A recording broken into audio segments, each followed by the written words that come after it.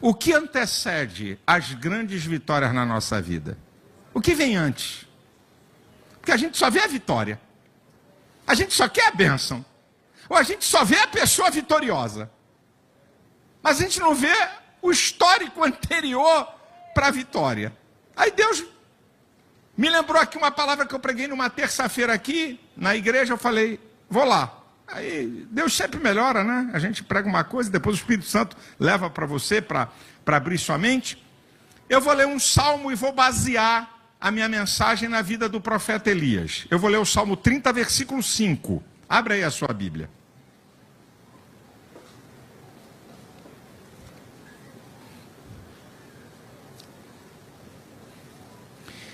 Salmo 30, versículo 5.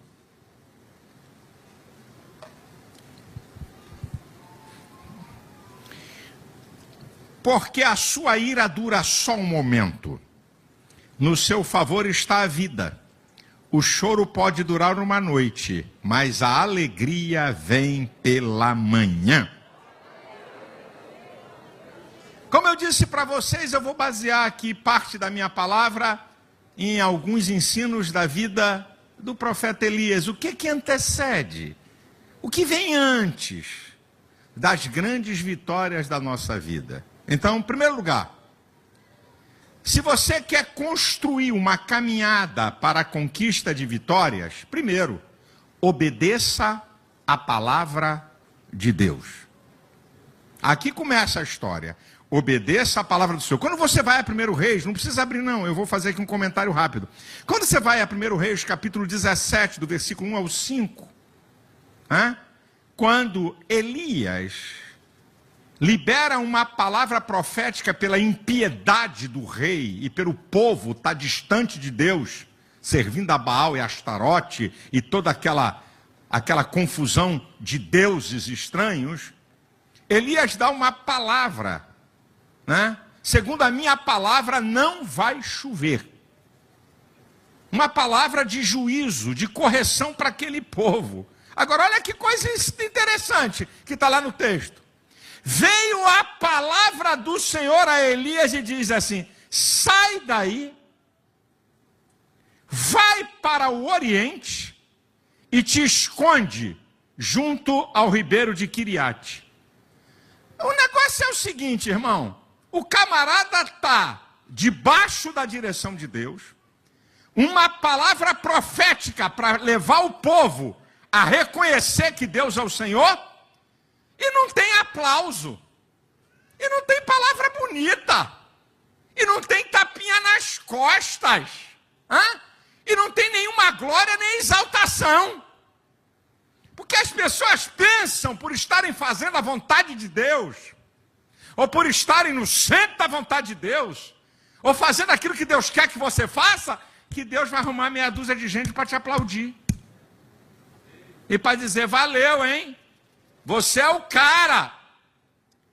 E diz, interessante que o texto diz que ele era de Gileade, aproximadamente 1000 metros acima do nível do mar, conhecida por suas ervas medicinais, Bálsamo de Gileade, curava feridas, um cheiro bom, um lugar aprazível, um lugar maravilhoso.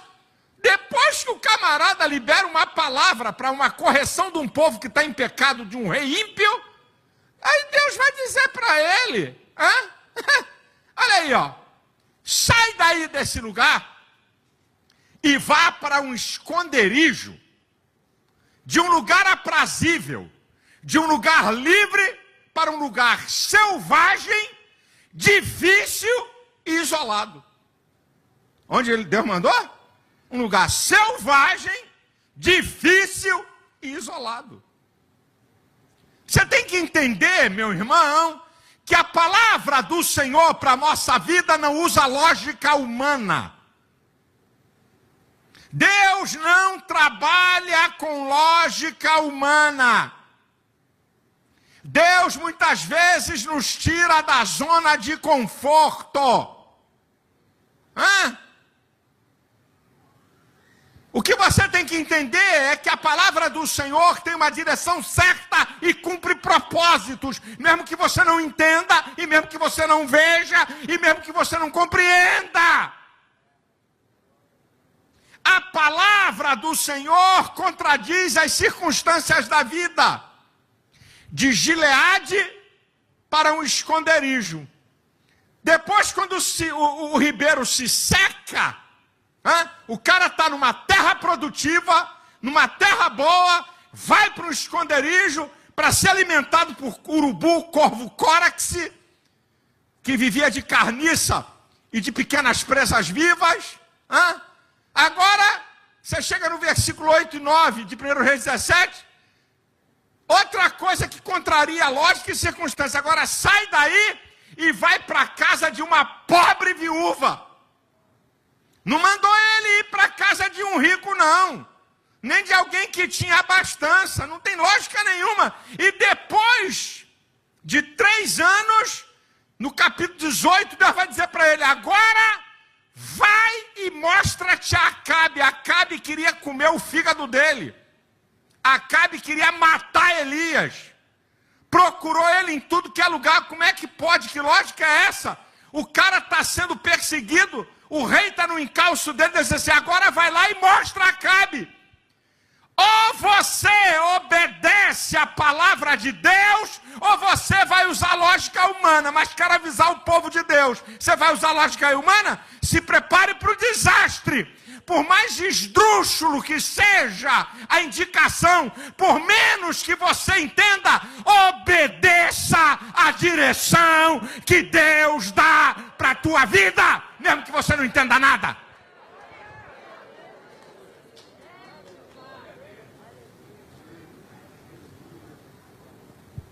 Segundo lugar, o que antecede na vida do povo de Deus a grandes vitórias? Primeiro, obedecer a palavra do Senhor. Segundo, aguarde o tempo de Deus.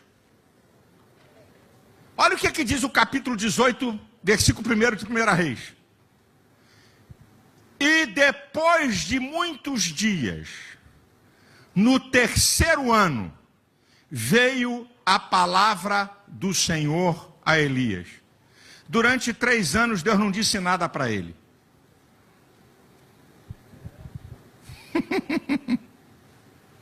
Durante 3 anos, comendo bolo, na casa da viúva, Deus não disse nada. O que tem aí, bolo? Vai fazer bolo com o quê? Bolo com bolo. Hoje é salgado. Agora é doce. Não, é bolo meio salgado, meio doce. Não estava ele lá: Senhor, fala comigo. Deus, me responda. Senhor, me diga alguma coisa. 3 anos Deus não falou nada. Deus não tem falado nada com você? Então aguarde. Cuidado para você não querer procurar a voz de Deus e acabar ouvindo voz de homem ou do diabo. Você fica tão agoniado porque Deus não falou nada com você e fica aí atrás, não sei de que profeta é, nem de que lugar é. E aí depois escuta a bobagem, quebra a cara e quer botar a culpa em Deus. Está aqui o profeta, homem com intimidade com Deus. Sabe o que é um cara dizer assim: segundo a minha palavra não vai chover? Sabe o que é isso, meu irmãozão? Ele nem diz segundo a palavra do Senhor. Segundo a minha palavra. Segundo a minha palavra não chove. Acabou o papo. Mas para dizer isso, desculpa, tem que ter muito café no bule. Não é qualquer um que chega e fala uma coisa dessa, rapaz. E tá o cara lá, 3 anos, Deus não fala: Senhor, será que eu estou em pecado? 3 anos tu não diz nada? Tu mandou me esconder naquele lugar terrível. E depois tu me manda para a casa de uma viúva. E tu não fala mais nada, tu não diz mais nada durante 3 anos. No 3º ano, 3 anos depois, é que Deus vai falar com ele. O tempo, gente, é um dos fatores mais extraordinários que nós temos para aprender, crescer, amadurecer e ser preparado para a vitória. Deus não precisa do tempo. Você já ouviu pregar aqui? Deus é atemporal. Deus vive na eternidade, Deus não vive no tempo. Deus não precisa do tempo, quem precisa do tempo somos nós. O tempo é uma das coisas mais extraordinárias. Olha aqui, ó. Quando Deus fez a promessa a Abraão em Gênesis 12, o início do cumprimento da promessa, 25 anos depois, Gênesis 21. Depois tem uma outra promessa, eu vou fazer de você uma grande nação. De Gênesis 12 a Êxodo 1:9, onde o povo de Deus já era uma grande quantidade, 400 anos. Depois tem uma outra promessa, em ti serão benditas todas as famílias da terra. De Abraão ao aparecimento de Jesus Cristo, são quase 2000 anos. E a prova de que essa promessa, em ti serão benditas todas as famílias da terra, se prova em Cristo, Gálatas capítulo 3, versículo 8 e 14. Essa é uma promessa geral. Abraão, pai da fé. Primeiro foi anunciado o evangelho a Abraão. Então, levam-se 2000 anos. E você quer que Deus te responda e faça tudo na hora que você quer e você acha. Vamos para Davi. 1 Samuel 16:13, ele é ungido como rei. 2 Samuel, capítulo 5, versículo 4 e 5, aproximadamente 15 anos depois que ele é rei sobre todo Israel. Entre 1 Samuel, capítulo 16, e 2 Samuel, capítulo 5, sabe o que é que tem? 10 anos de perseguição implacável de Saul contra ele. Sabe o que é que tem? 2 Samuel 3:1, e houve guerra prolongada entre a casa de Davi e a casa de Saul, e a casa de Davi prevaleceu. Ou você pensa porque Deus te prometeu, ele vai fazer no dia seguinte? Ou porque você pensa que Deus te prometeu, ele vai fazer na hora seguinte? O que você tem que entender, meu irmão, e eu também, é que Deus sempre age no tempo certo e no tempo exato. O relógio da providência divina não anda atrasado nem adiantado, Deus sempre está na hora certa. Gálatas 4:4 diz, e vinda a plenitude dos tempos, Deus enviou seu filho, nascido de mulher, nascido sob a lei. No tempo exato, Jesus apareceu no planeta Terra. No tempo certo, Jesus apareceu no planeta Terra. Quando você lê o Salmo 40, né? Esperei com paciência no Senhor. Eu esperei o tempo de Deus. Ele se inclinou para mim e ouviu o meu clamor. Tirou-me de um lago horrível, de um charco de lodo. Olha onde esse cara esperou. Ele não está dizendo que esperou no Senhor numa casa confortável. Ele não está dizendo que esperou no Senhor numa casa de praia. Ele não disse que esperou no Senhor num tempo maravilhoso da sua vida. Esperei com paciência no Senhor. Ele se inclinou para mim, ouviu o meu clamor. Tirou-me de um lago horrível, de um charco de lodo, e firmou os meus pés sobre a rocha. Deus estava vendo ele lá no lago horrível e no charco de lodo, e não tirou imediatamente. Você tem que entender, quando a Bíblia diz em Tiago capítulo 5, versículo 11, temos por bem-aventurado aqueles que sofreram. Vocês ouviram o sofrimento de Jó e viram o livramento que o Senhor o deu, o fim que o Senhor o deu, porque o nosso Deus é muito misericordioso e piedoso. Então o que o texto está dizendo? A questão não é o início e nem o processo. A questão é o fim, é o resultado. Não diz, você viu o início do sofrimento de Jó? Você viu o processo do sofrimento de Jó? Você viu o fim que o Senhor deu? O resultado, a resposta, a bênção, a porta aberta, o milagre é o fim. Para de olhar para o início e para de olhar para o meio desse processo que você está vivendo. Tem um fim bom, porque Deus é muito misericordioso e piedoso.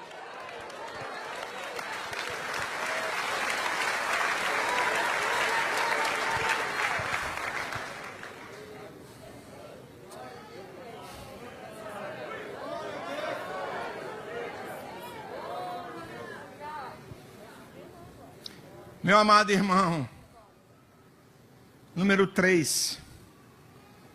Isso aqui, você tem que juntar com as duas coisas que eu falei. Se você obedece à palavra do Senhor, e se você aguarda o tempo de Deus, isso aqui é o óbvio.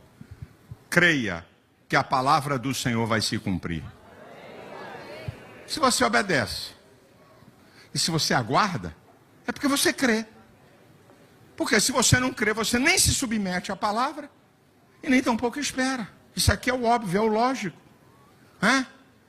Você tem que crer. Como diz Números 23, 19.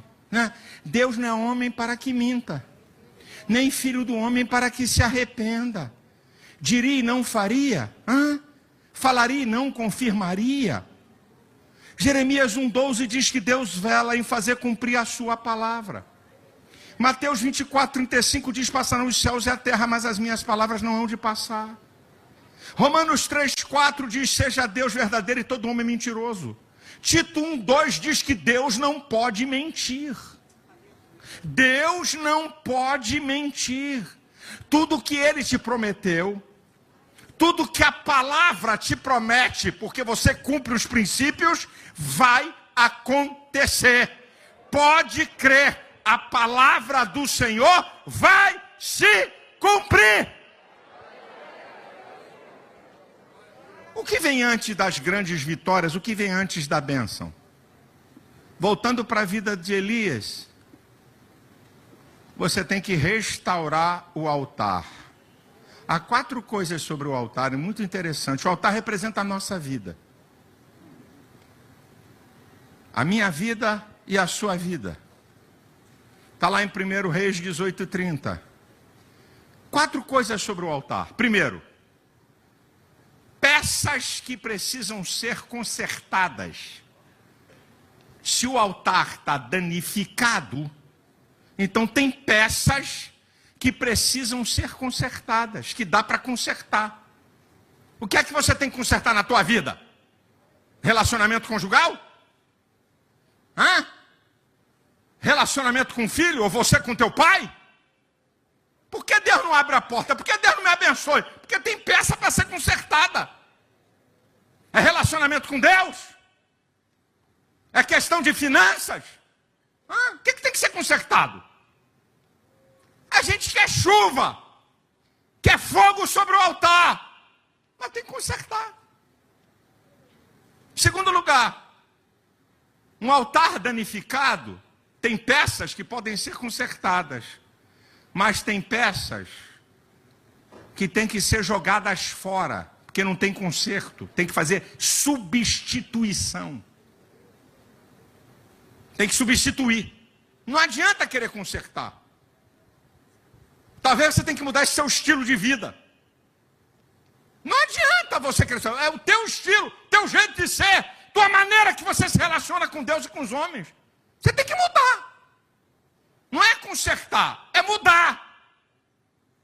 Terceiro, quando a gente fala do altar, que está danificado, tem peça que tem que ser consertada, tem peça que tem que ser substituída, e tem que limpar, porque altar que não está em uso, fica com sujeira. Não é nem trocar peça, não é nem consertar peça, é limpar pela sujeira do pecado acumulado. Nossos pecados habituais, nossos pecados não confessados, nossas práticas erradas no dia a dia. Tem que limpar.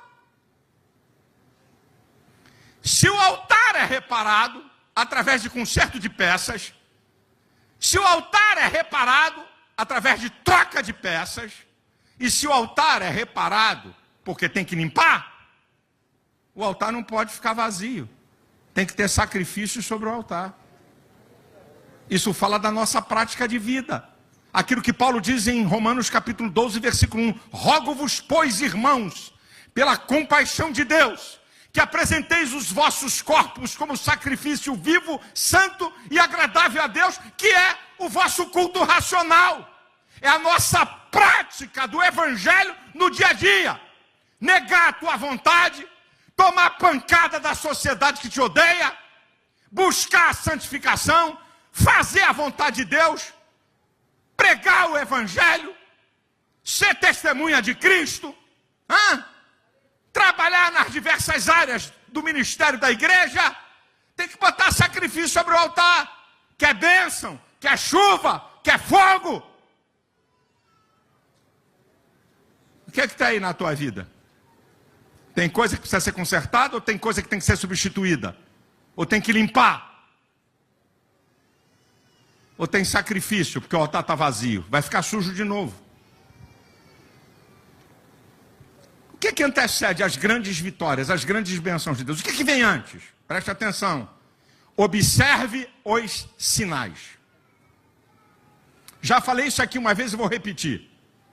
Os sinais serão sempre infinitamente menores e inferiores do que o fato, do que a bênção. As pessoas querem um sinal, não. Querem que Deus mostre tudo, tudo, nos mínimos detalhes, tudo. Deus não trabalha assim. Os sinais são infinitamente menores e inferiores ao fato, à bênção. São relampejos que Deus te dá daquilo que Ele quer fazer. Primeiro sinal para o profeta, primeiro sinal, está na palavra. Aqui é o primeiro sinal.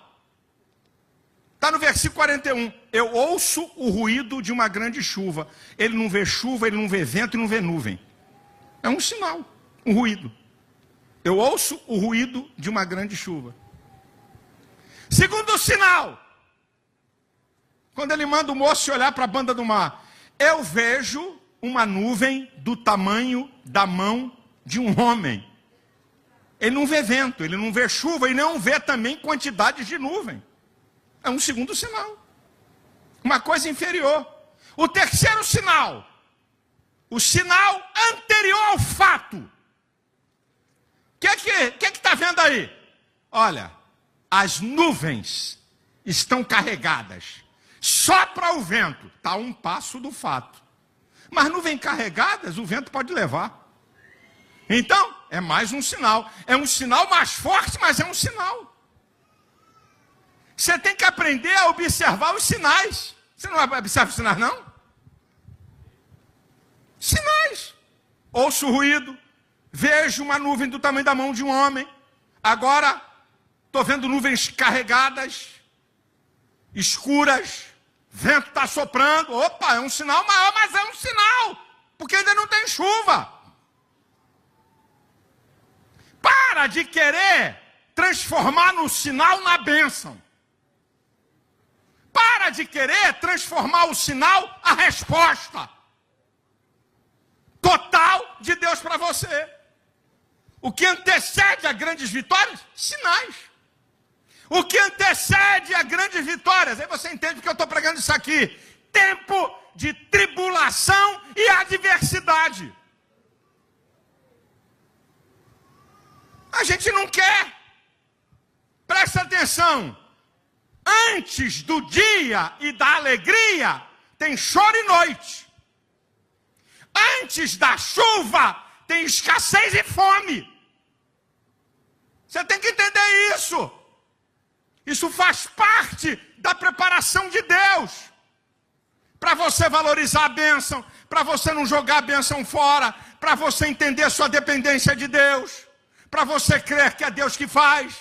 Então, antes da bênção, do milagre, da promessa, pode se preparar que tem tribulação, tem pancada de tudo que é lado.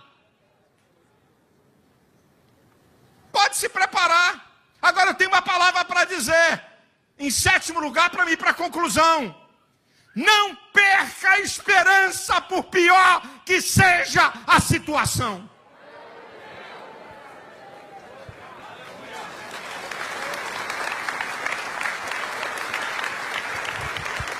A esperança é a confiante perseverança no futuro.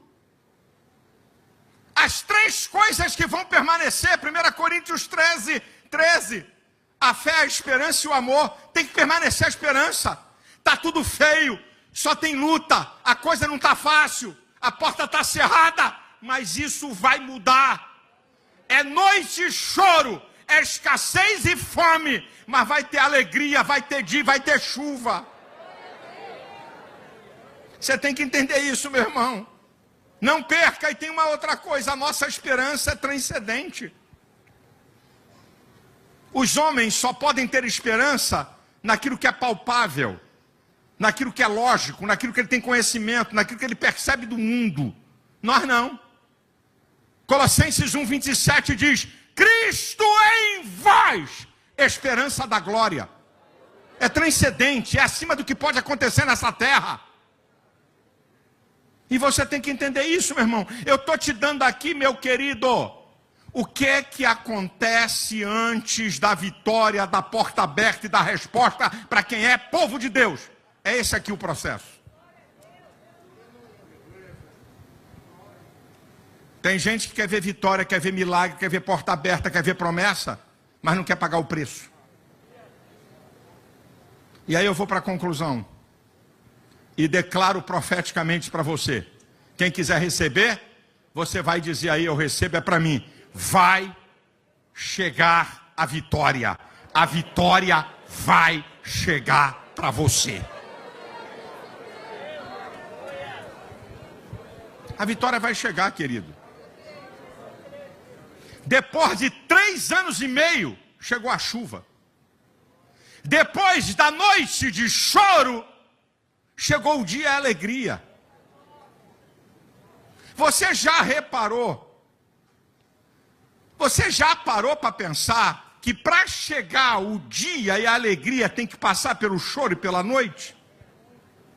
Você parou para ver que para chegar a chuva, você passou pela escassez e pela fome? Agora tem um dado que eu também já falei e vou repetir. O tempo da escassez e da fome, 3 anos e meio. O tempo do choro e da noite, 1 noite. O tempo da adversidade, da luta, sempre será infinitamente menor do que o tempo da bênção. 3 anos e meio de fome e escassez sem chuva. Depois vem a chuva. Não tem limite da bênção. O choro pode durar 1 noite. A alegria vem ao amanhecer. Não tem limite para a alegria. Só diz que ela vem. Então receba, é profético para a sua vida. O tempo da bênção, do milagre, da porta aberta será infinitamente maior do que o tempo do choro, da noite, da fome e da escassez. Recebe isso aí, meu irmão.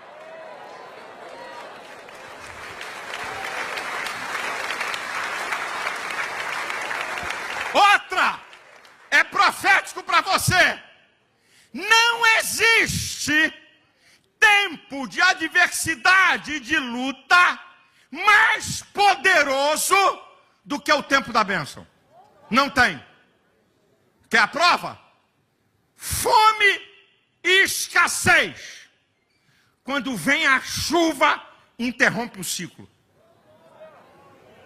Choveu, interrompe o ciclo da fome e da escassez.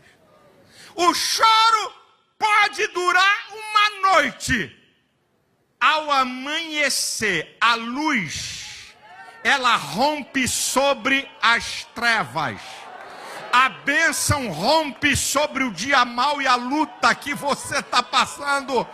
A bênção é mais poderosa do que qualquer luta, do que qualquer adversidade, do que qualquer dia mau. A chuva é mais poderosa que a fome e a escassez. O dia é mais poderoso do que a noite e o choro. Recebe isso aí, meu filho.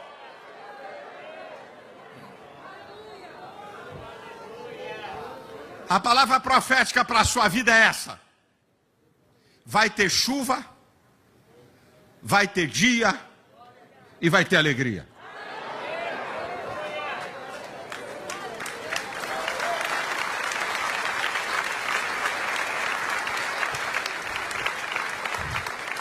Eu não conto para vocês, eu não entro em detalhes para vocês, eu não vivo aqui falando para vocês. Meu irmão, você não tem ideia. Você não tem ideia do império da maldade que eu posso te dar aqui alguns relampejos sobre o seu pastor. Desde o ano passado, um cara usando um computador, ele fez mais de 80 acusações a autoridades em meu nome. E ele fez uma outra coisa. Para me jogar contra os traficantes, ele fez denúncias sobre áreas do tráfico de droga no Rio de Janeiro, dizendo que eu estou denunciando. Mais de 86 denúncias contra autoridades e tráfico de droga em meu nome. Eu falei com o presidente do Ministério Público, doutor Aras. Ele falou: deixa comigo, pastor, eu vou indeferir. Você não tem ideia de quantos oficiais de justiça bateram na minha porta, do Ministério Público Estadual, o Ministério Público Federal, o Ministério Público Estadual, fazendo inquisições sobre minhas denúncias. Você não sabe a mão de obra que isso dá. Você não tem ideia da maldade para chegar em gente ruim e para levantar ódio de autoridades contra mim. Vocês não têm ideia do que é isso, não. Vocês não sabem o que é isso, não. Vocês não têm ideia do ano passado para cá o que é que eu sofri com essa brincadeira. Gente da imprensa me perguntando, até que um jornalista disse: que história é essa, pastor, de usarem seu nome para tentar incriminá-lo junto a autoridades e a bandidos? Eu falei, para você ver como é que é, quando a gente se posiciona na nação, quando a gente é voz profética. É isso que acontece, meu irmão. Você não tem ideia. Hoje, tem 6 processos contra mim. Semana passada, antes do carnaval, eram 7. Mas Deus me deu uma grande vitória, numa maldade desgraçada, que o juiz derrubou tudo do império da maldade. Mas tem 6. Vai lá ver. Vai lá ver acusações, maldades, calúnia, para sangrar, sabe? Vai lá ver. Vai ver o oficial de justiça bater na tua porta, te fazendo acusações criminais. Vai ver como é que é a brincadeira. Agora, irmãos, escute isso, como é que Deus é incrível. Deus não permite você passar por nada que Ele não vai te dar os meios. Desde 2008, Deus botou um advogado top, que não trabalha para pobre, que só é advogado de causas grandes, de gente grande, de empresas grandes. E ele disse para mim: eu faço muito pouco no reino, vou te defender. De 2008 para cá, eu já ganhei mais de 20 processos. Porque um advogado top para causas tremendas, quando você chega diante de um juiz do Ministério Público, eles vão ver quem é o advogado, que é o cara que está defendendo. E eles sabem que se você tiver com alguém de alto nível, eles sabem que não vai ser brincadeira. Como é que Deus faz as coisas, como é que Deus botou esse cara no meu caminho? Quando eu estava orando a Deus, pedindo a Deus uma saída, ele não ouviu a chamada do voo dele no aeroporto, na ponte aérea. Ele disse: eu nunca perdi um voo. Eu estava na cadeira em frente ao portão, revendo um processo. Quando eu me abri os olhos, falei: ué, o voo. Cheguei na porta, falei: mas o voo. Ela disse: está fechado. Como? Eu não ouvi. Foi chamado várias vezes. Arrumou uma briga com a atendente da companhia na entrada do voo. Disse: não, senhor, já está fechado. Foi chamado várias vezes. Porque eu vinha para esse mesmo aeroporto com uma pessoa que conhecia ele. E aí me apresenta a ele. E quando me apresenta esse camarada,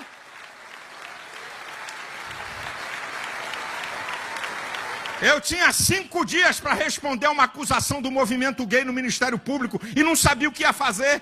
E quando ele puxou, ele falou: ô pastor, eu sou membro da Igreja Fonte da Vida, Paz de Cristo. Quando ele puxou o cartão e me deu, o Espírito Santo falou: é esse aí. Pode falar para ele. No dia seguinte eu liguei. Depois de um tempo ele comentou comigo: cara, eu perdi, Deus tapou o ouvido dele, tirou a atenção dele. Irmão, fique calmo, fique tranquilo, eu tenho experiência para te dizer. Você não sabe, não tem ideia da guerra, de outras coisas que eu nem abro a boca aqui diante da igreja.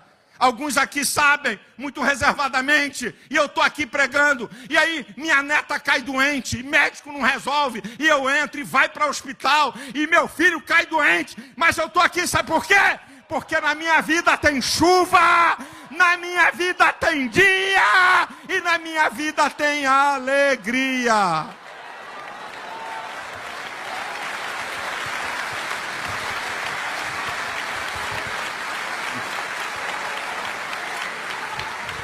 Sabe o que é que representa a chuva? O instrumento que Deus te dá para você usar para a bênção. Porque se a chuva cair, não plantar e não armazenar água, não vai valer. Então eu aprendo que aquilo que Deus dá e que você tem que usar.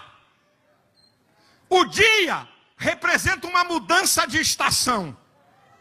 Sai da noite para o dia. Eu estou sendo profeta para você. Primeiro, Deus vai te dar instrumentos, que você vai fazer a sua parte. Segundo, vem uma mudança de estação. Vem uma mudança de estação desse problema e dessa luta. Eu estou declarando aqui, eu sei o que eu estou falando.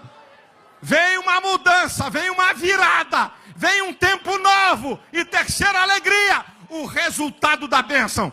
Você não vai ficar triste, você não vai ficar moado, você não vai ficar enjoado, você não vai ficar recolhido, você não vai perder o ânimo. Vai ter alegria. Eu profetizo sobre a sua vida.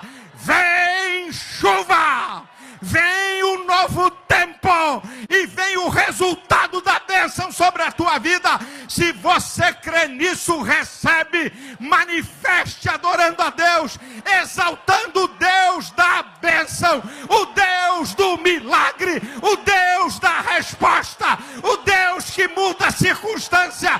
Ninguém vai me parar. Escuta aí, capeta, escuta, mundo, ninguém vai me parar. Eu tenho a bênção de Deus, eu tenho uma nova estação e eu vou usufruir. Você concorda com isso para a tua vida? Então dê um glória a Deus, dê um aleluia, louve ao teu Deus.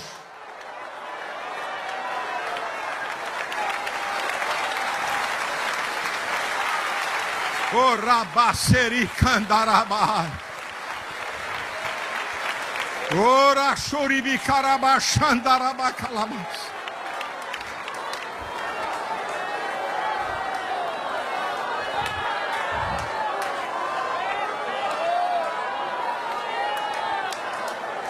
Eu ouço o ruído de uma grande chuva. Eu não estou vendo, mas ela vai vir aí. Ei, você está vendo uma nuvem do tamanho da mão de um homem, não é nada, mas vem nuvem grossa, vai chover forte. Xerabaciri calarabachandarabacaterebas.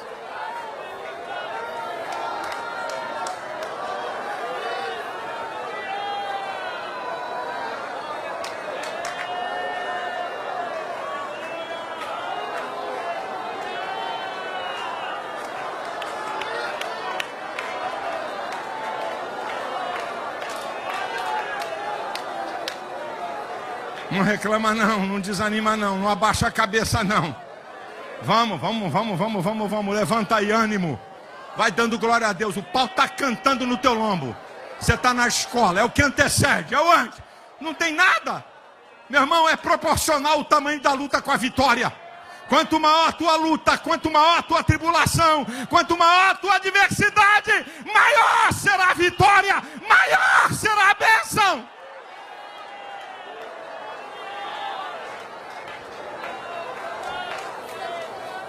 Será que você pode dizer comigo? Vem chuva.